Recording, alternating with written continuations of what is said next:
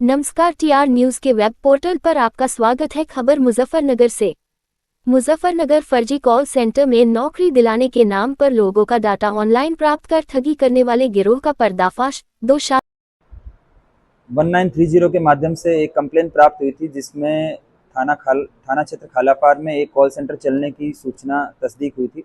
इसमें ASP city के नेतृत्व में एक टीम बनाकर वहां पे मौके पर रेड किया गया, तो वहां से पूरा एक कॉल सेंटर बरामद हुआ है, जहां से 3 लैपटॉप, लगभग 20 के आसपास मोबाइल फ़ोन्स और लगभग 30 के आसपास सिम बरामद हुई है।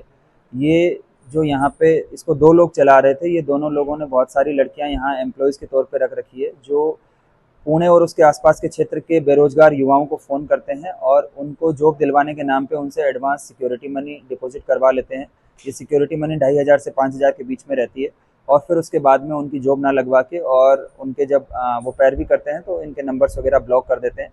इस तरह से ये पुणे और उसके आसपास के क्षेत्र के लोगों को, बेरोजगार जो लोग हैं, उनको टारगेट करके और उनसे पैसा हड़पने का एक पूरा सिस्टम चल रहा था, जिसमें जो इनको कॉल्स जो की जा रही थी वो यहाँ मुजफ्फरनगर के खालापार से की जा रही थी। पुलिस द्वारा इसमें दो मुख्य अभियुक्त हैं, अहाद और जुबैर, इनको गिरफ्तार किया गया है। और पूछताछ में ये पता चला है कि ये जो जिन कंपनीज के नाम पे जॉब दिलवाते हैं, उनके वहाँ पे पैसा जमा करवाते हैं और फिर उन कंपनी से इनको जो है वो कमीशन के तौर पर लगभग 20% के आसपास उसमें हिस्सा मिलता है।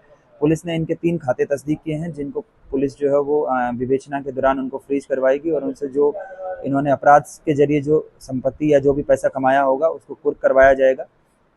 इन दोनों अभियुक्तों को मई रिकवरी के माननीय न्यायालय के समक्ष प्रस्तुत किया जा रहा है। इस प्रकार थाना खालापार पुलिस द्वारा एक कॉल सेंटर जो युवाओं को जॉब के नाम पे पैसे हड़पने का काम कर रहा था, इनको गिरफ्तार किया गया है और माननीय न्यायालय के समक्ष प्रस्तुत किया जा रहा है। उनको इन्होंने सैलरी के आधार पर रख रखा था और उनको उनकी सिम देके और उनको डेटा उपलब्ध करवा के उनको कॉल करवाया जाता था।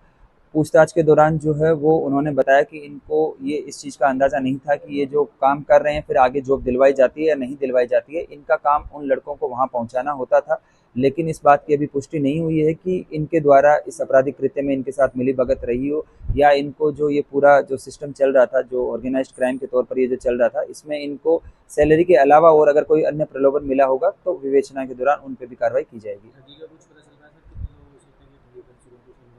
इसमें जैसे जब विवेचना के दौरान या जो प्रारंभिक पूछताछ हुई है, इसके दौरान जब पता किया तो ये लगभग कई हज़ारों लोगों के साथ जो उन्होंने फ़ोन किए, क्योंकि ये काफ़ी समय से इस तरह से कॉल्स की जा रही थी और हर महीने ये लगभग 30 से 40 हज़ार लोगों को कॉल करते थे। तो ये काफ़ी बड़ी संख्या में जो लोग हो सकते हैं जो इनकी ठगी का शिकार बने हैं। पुणे की पुलिस से जो है वहाँ से भी संपर्क किया जा रहा है और इसके संबंध में जो कार्रवाई की गई है उसके संबंध में उनको अवगत कराया जा रहा है। अगर वहाँ से कोई इसमें कंप्लेनेंट अपनी ओर शिकायत दर्ज कराता है तो इसमें भी फिर जो कार्रवाई होगी वो लिंक की जाएगी। इस प्रकार के और अन्य भी जनपद मुजफ्फरनगर में कार्रवाइयाँ हुई है। आपने देखा होगा कि कुछ दिन पहले साइबर सेल ने भी एक सिम बॉक्स पकड़ने की कार्रवाई की थी। इस प्रकार ये कॉल सेंटर पहला तस्दीक हुआ है, लेकिन हम लोग बहुत अलर्ट हैं और अगर कोई भी व्यक्ति इस तरीके से कॉल सेंटर चलाता है, अगर साइबर फ्रॉड में किसी प्रकार की संलिप्तता पाई जाती है, जैसे बहुत सारे लोगों से जो लोग होते हैं उनसे अकाउंट्स इकट्ठा करके और फिर उन अकाउंट को आगे सेल कर देते हैं। अगर मुजफ्फरनगर या यहाँ का रहने वाला कोई भी अभियुक्त इस तरह की अगर गतिविधियों में पाया जाएगा तो उनके विरुद्ध भी सख्त से सख्त कार्रवाई अमल में लाई जाएगी।